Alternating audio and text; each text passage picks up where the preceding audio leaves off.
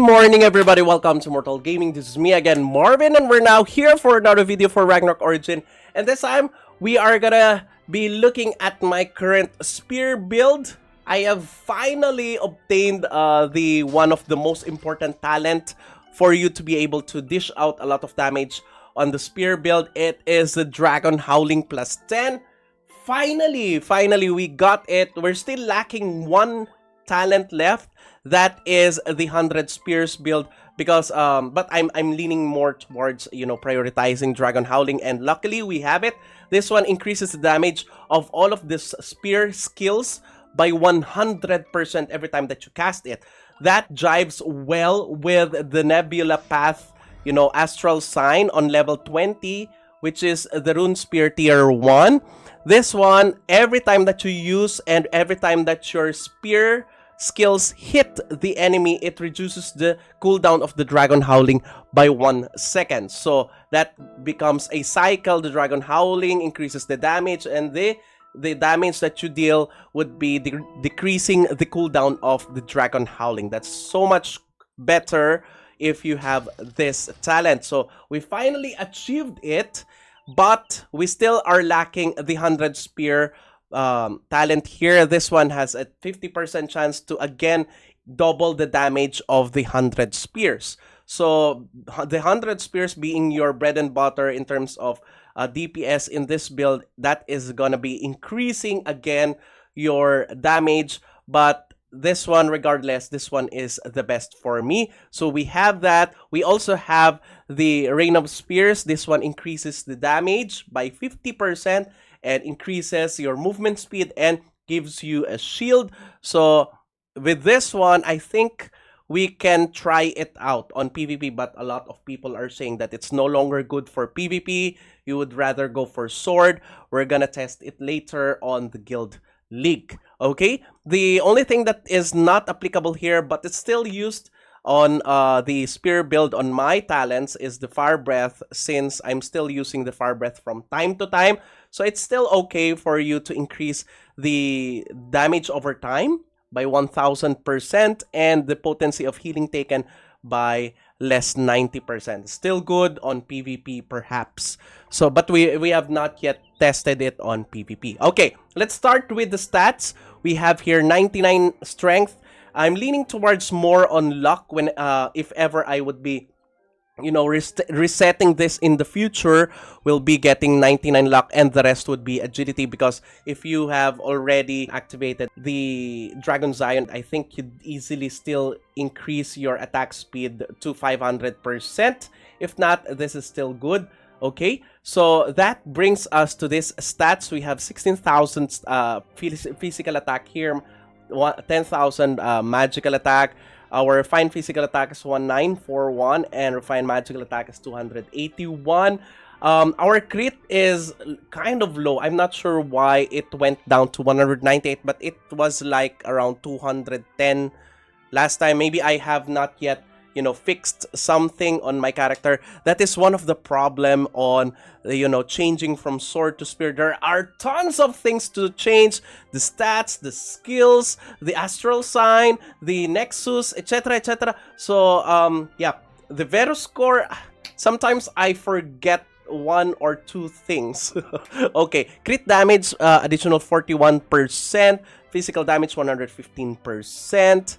And I think that's the only thing that is notable here. Okay, the ignore def 3600. Okay, but I have a higher ignore def on my sword build. The reason why this one went down, I think the sword build is already 3.9 or 3.8.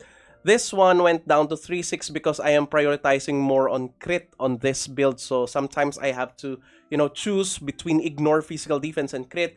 I choose crit because you only inherit 70% of your real crit here. So if you're gonna compute what is the 70% of your 198 crit, that's gonna be 136.8. Anyway, it's around 136 or 137 crit.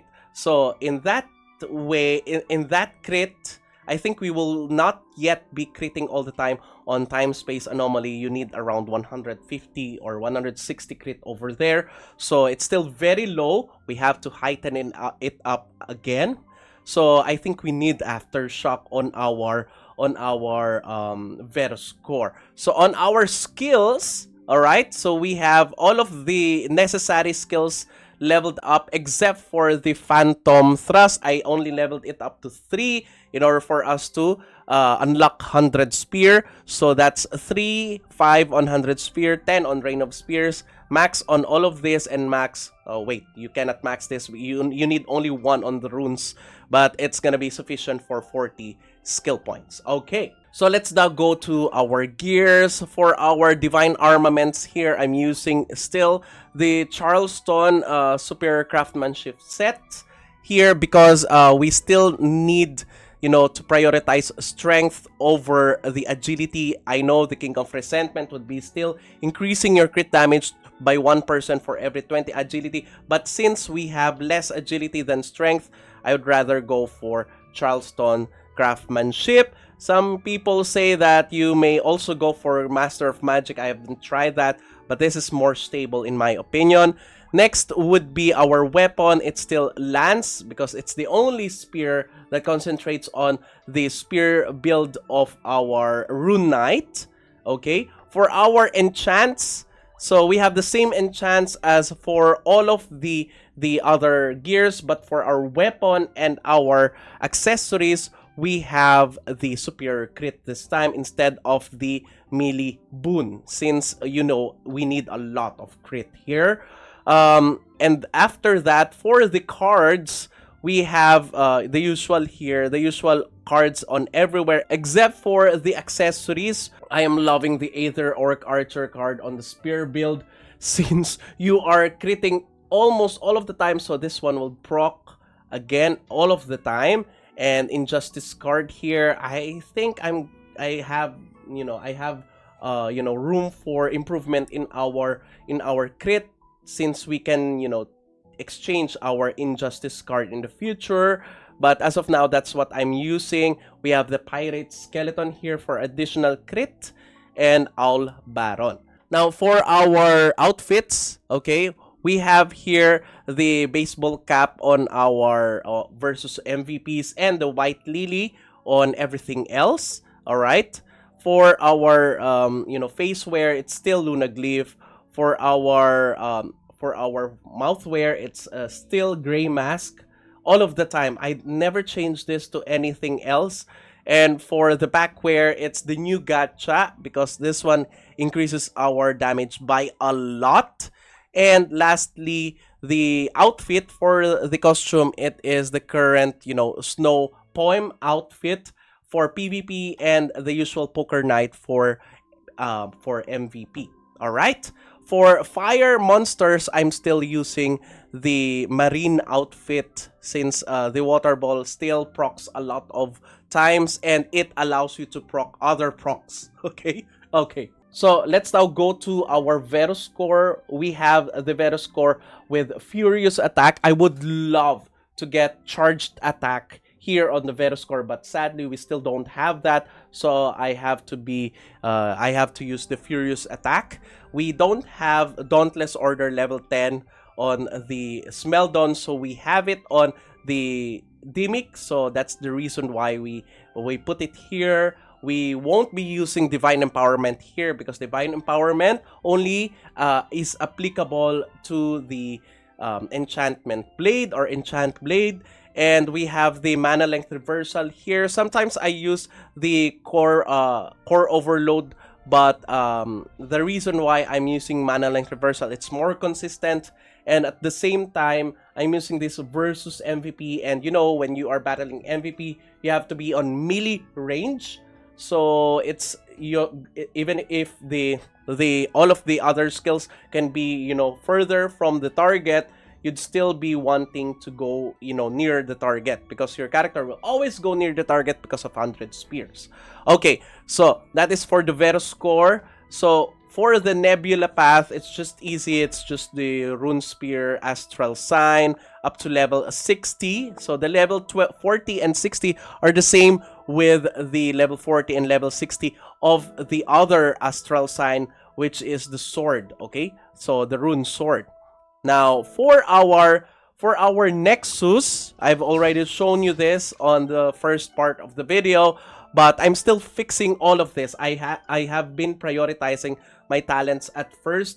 I'm still searching for a good 5-3-2-2-2 arrangement on my Nexus engine, but I am loving currently the one that I got from Type D module. I know this is not as good as the 3-2-2 set, but I'm loving this. This is one of the times that I got ignore physical defense and at the same time melee physical damage at the same time.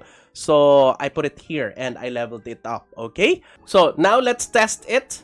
All right, so as you can remember, we are on 120 on the shifting build, or 130 on the shifting build of our rune sword. So let's see if we're gonna change that at 1 minute 30 seconds on the spear build.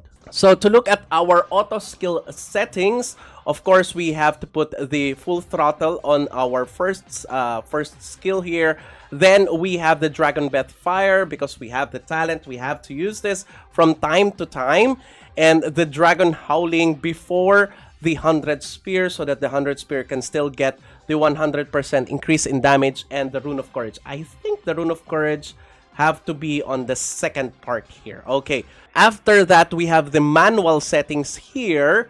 So we have the Dragon Zion here, and the Dragon Breath Water, all of the other Dragon Breaths, and the Rain of Spear and Berserk. Then for our automatic recovery device, we have put it on 95%. I am telling you this now, this is really SP hungry build.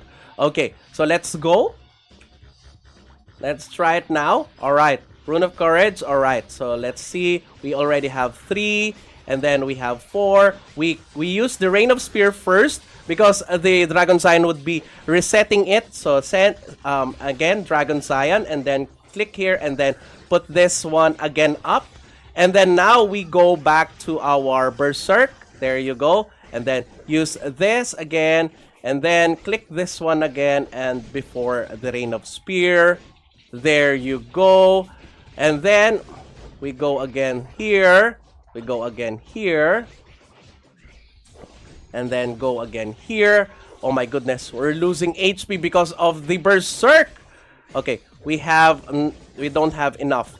All right, so use the 100 Spear, the Rain of Spears first, and then that's the time that you use the Dragon Zion to reset it, and then use the Rain of Spear again, so you won't have to wait for the cooldown from time to time. Okay, so that is already on 1 minute. Look at our DPS. It's 160 million. We're reaching 160 million, guys. Oh my goodness.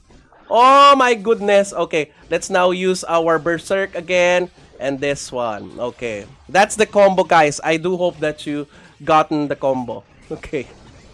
Okay. So, use this before activating your Dragon Zion again. Okay. This one again. And this one again. Alright.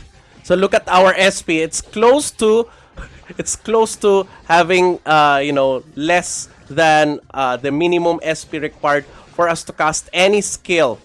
Okay, look at that. So, we have already obtained... I'm sorry. I was so focused about the combos, I did not, you know, pause at 1 minute 30 seconds.